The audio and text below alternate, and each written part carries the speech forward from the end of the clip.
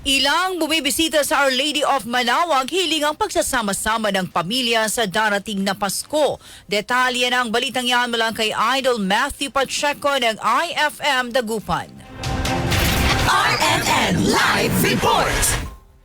Pagsasama-sama ng pamilya ang pangunahing hiling ng ilang debotong dumalaw sa Minor Basilica of Our Lady of Manaoag habang papalapit na ang Pasko. Sa pagbisita ng IFM News Dagupan sa nasabing bayan, inilahan ng ilang mananampalataya na hindi na lamang pansariling kahilingan ng kanilang ipinagdarasal, hindi ang kapakanan ng buong pamilya, habang ang iba naman ay nag-alay ng pasasalamat. Tulad na lamang ni Erwin Villanueva, umaasa siyang makumpleto ang kanilang pamilya at magkaroon ng salo-salo sa Noche Buena. Sa aming hiniling sa ngayong Pasko, sana makompleto kaming magpamilya. At sana may magbigay ng handog na Noche Buena.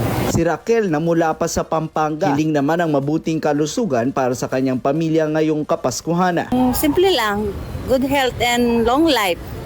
Yung apo ko, first apo ko, para malusog at saka healthy.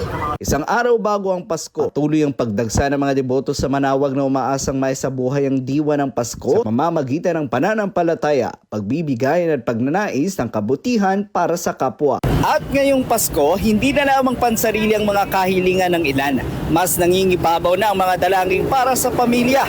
At hindi lang upang humiling nagtungo ang marami sa simbahan, kundi upang magpasalamat sa mga biyaya at panalangin natupad. Sama mo mula rito sa IFM Dagupan. Ako po si Idol Matthew Pacheco. Tatak, RMN!